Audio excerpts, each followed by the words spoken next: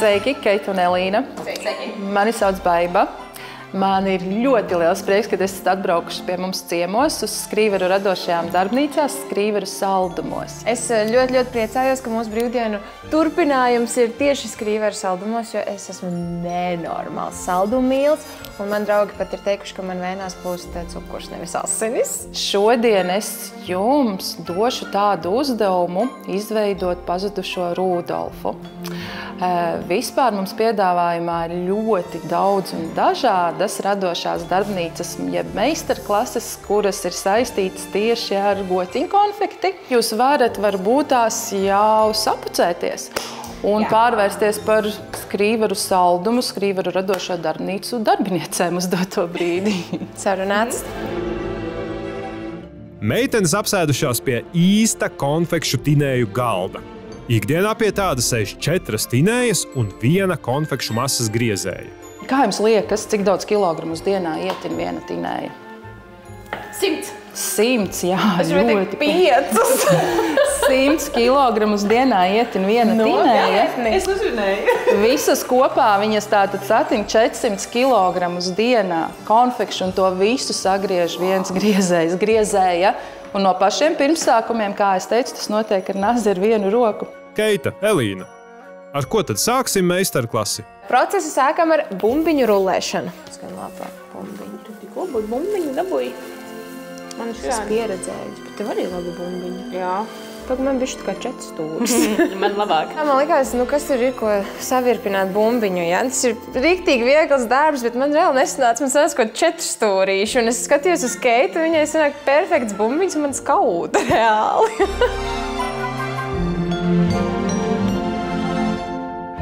Strīkstu vienā pēc. Es neteikšu. Man jau svilst plaukstas. Tu arī? Es esmu pārāk aizņemta ēdot. Pēc tam sekoja mērcēšana šokolādē. Pirmajā reizē, kamēr mēs mērcējām, tur bija jāpiešaujās. Mēs tur tik daudz to šokolādu salikām virsū, ka tur viss vienkārši plūst. Bet es ticu, ka būs garšīgi. Un tad jau meitenēm jāizvēlas Rudolfam ragi, acis, deguns un arī matu sakārtojums. Kāda frizūra? Viņš būs sirms. Viņš būs jau novecojis mazliet. Es domāju, ka tas vai ir apsniedzis.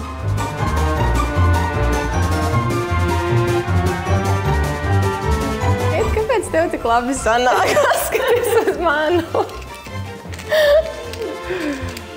Nu, Elīna, iespējams, Keitas panākuma atslēga ir tā, ka viņa cītīgi strādā, kamēr tu pakluso ēd konfektes. No briedīšu gatavošanas procesa man vislabāk patīk tas, ka es varēju apēst kādu konfektīti arī. Labi, nu gan laiks mazliet atpūsties no konfektēm un iepazīties ar Skrīveru saldumu vēsturi.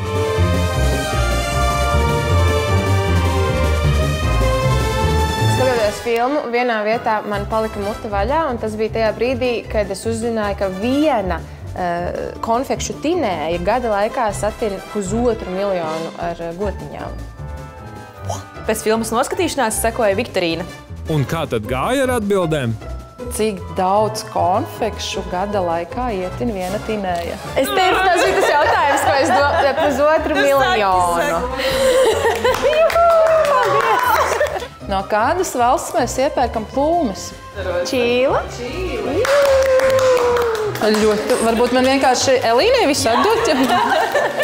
Tagad gan atgriežamies pie meistarklases. Nākamais uzdevums – izveidot konfektes Ziemassvētku formiņās. Tātad figūriņa ir izvēlēta. Jūs varat paņemt jau nogaršot vai vēlāk nogaršot. Vai paņemt mazu gabaliņu noteiksim. Es esmu izvēlējusies sniega vīru. Tad es darīšu tā, ka es ielieku iekšā formiņā. Nu, un tad arī nāk palīgā šī te plēvīte. Es vispār nevarēju saprast, cik daudz man tā masa jāieliek iekšā, un es tur nabaga cīnos, un man visu laiku viņi ir pat daudz, un tas nav vienkārši. Kad formiņa pilna, laiks apgriezt to otrādi un saldumu dabūt ārā. Elīna, kā šis darbiņš? Vislielākās grūtības man bija ar pingvīnu, jo es 2 reizes mēģināju izveidot pingvīnu, un abas 2 reizes man noplīs viņam rociņu.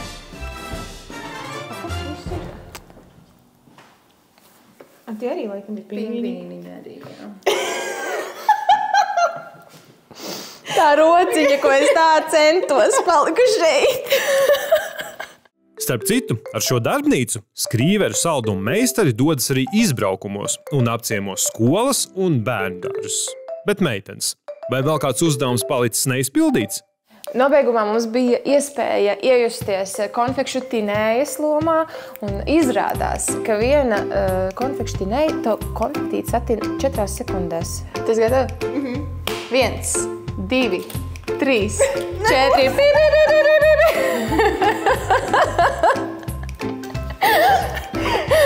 Kā var tik ātri? Man liekas, ka mums vajadzētu spēlēt citu spēli. Tā kā, cik ātri mēs tās konfektes varam attīt, jo tur, es domāju, mēs noteikti būtu rekordistas. Izrādās, konfekšu tīšanai ir 2 paņēmieni. Viens ir tīt gotiņas uz galda, otrs rokās. To sauc par gaisa metodi. Manuprāt, skrīveru saldumi ir lielisks galamērķis jebkurā gada laikā, jo viņi pielāgot gan tās meistarklases, gan arī konfektīšu papīrīšus attiecīgiem notikumam. Vēderi pilni, labumi pilnas rokas. Dodamies tālāk. Vai uz mājām? To vēl redzēsim.